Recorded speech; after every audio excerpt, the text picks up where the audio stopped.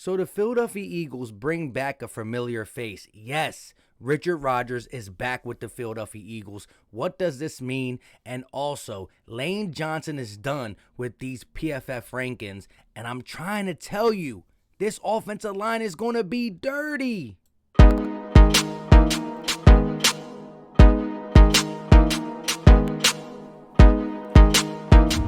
What is going on, everybody? I go by Philly Mike, and this is the Philly Talk Podcast. And today, we got a lot to talk about. Lane Johnson and his offensive line. Richard Rodgers coming back. What does it mean? What are we going to go to first? But before we do all that, if you are new to the channel, hit the subscribe button. Hit that bell so you're instantly notified. And smash the like button. It's greatly appreciated. PTP Nation, Eagle Nation.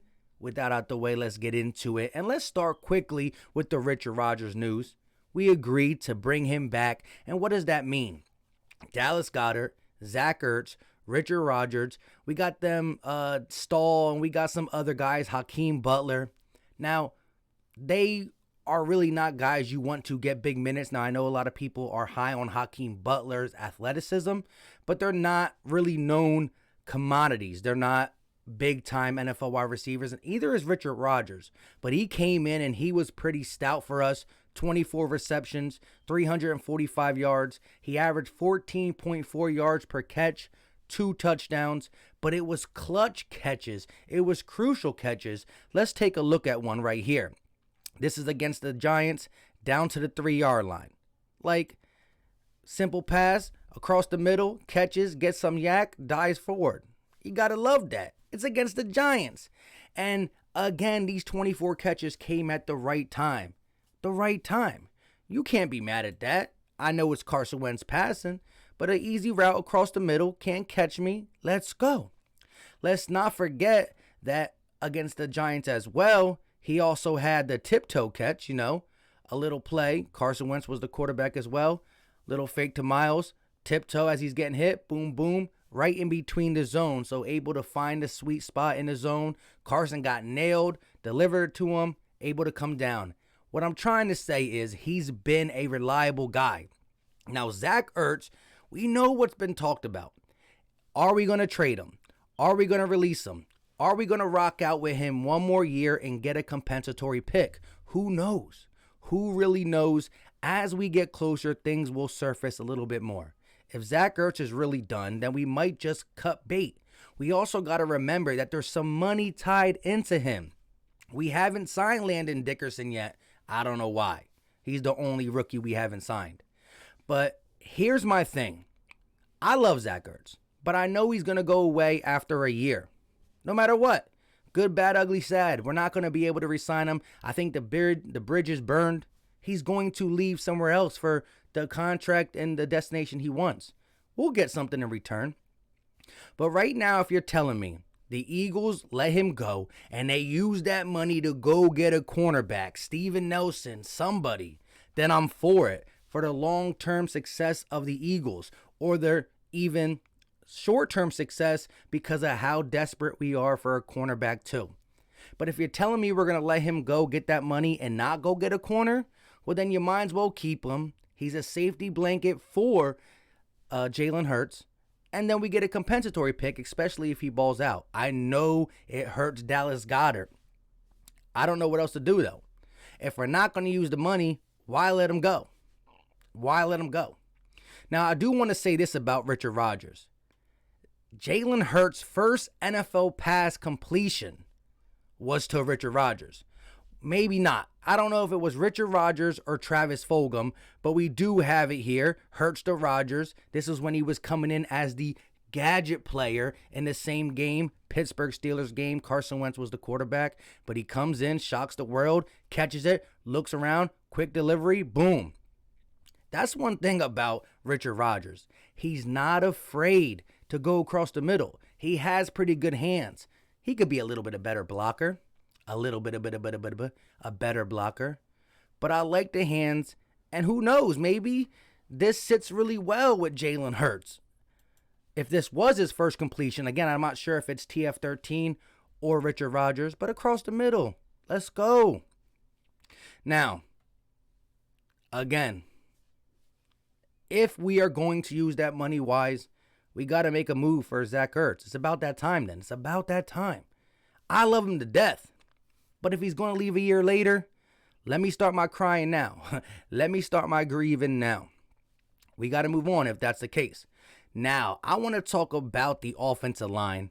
I did a live stream yesterday. Shout out to Joe Castro. Shout out to Jay Tuck. Shout out to Mr. Rome, Cowboys Fan Talk. But they try to say the Cowboys had a better offensive line than the Eagles. No. We talked about it. Jordan Mailata, who's an up-and-coming verse third left tackle. Tyron Smith. I'll give him Tyron Smith. Our left guard, Sam Malu, better than their left guard, Connor Williams. Our center, Jason Kelsey. I forgot who their guy was, but they agreed. We're better there. Now, Brandon Brooks, although he's an all-pro, and I try to stress the fact that he's an all-pro, Zach Martin is an all-pro too, Hall of Famer. Brandon Brooks, 3-time Pro Bowler. Zach Martin, 6-time Pro Bowler, Hall of Famer. So Brandon Brooks might get to the Hall of Fame too, Super Bowl champion. But I'm going to give the edge to Zach Martin. Brandon Brooks is right there. If Nelson is number one, it goes Zach Martin and then Brandon Brooks. But they also try to tell me that Lionel Collins is better than Lane Johnson. Stop it. Stop it. Lane Johnson, a Pro Bowler. Lionel Collins is not. Now they're saying, well, he's coming off an injury. So is Lionel Collins. But this is a different injury. He didn't get hurt on the field. He got reconstructive ankle surgery that didn't go well. They had to redo it. And we pretty much started resting him and stopped playing him at the end of the season just because he didn't re-hurt it really. So he's going to be good. And this is what Lane Johnson came out and said today. He tweeted this on Twitter, so definitely go ahead and follow him. Simple as that. Our guy Lane Johnson, one of the anchors to this offensive line. Because remember, when Brandon Brooks and Lane Johnson plays, we win 80% of them games. He said, fee, fi, fo, fum. Bleep. Your rankings, here we come. You heard him. Fee, fi, fo, fum. Bleep. Your rankings, here we come. Hashtag fly Eagles fly. Hashtag pave the lane. This is a bad line, to quote Stephen A.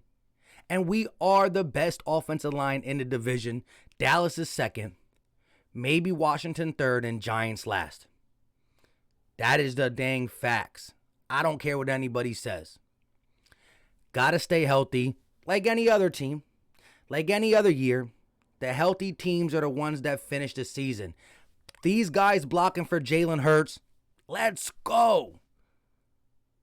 These guys blocking for Miles Sanders, let's go. And Lane Johnson's taking that cockiness.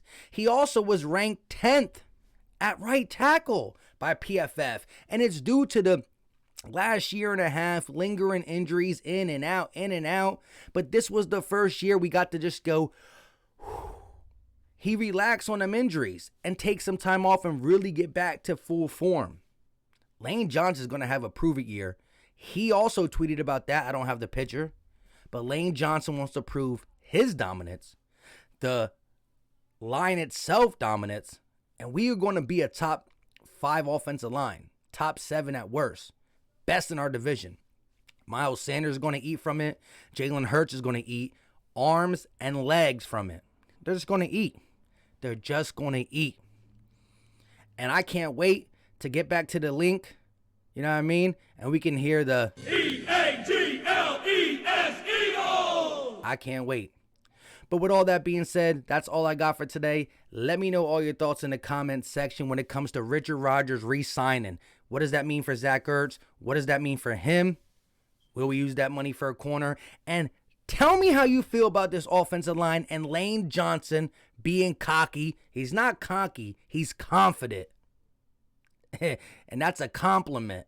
I don't know what I'm saying. But let me know all your thoughts because I love reading your comments. Y'all know what y'all talking about. Until next time, y'all know what time it is. We out. Peace.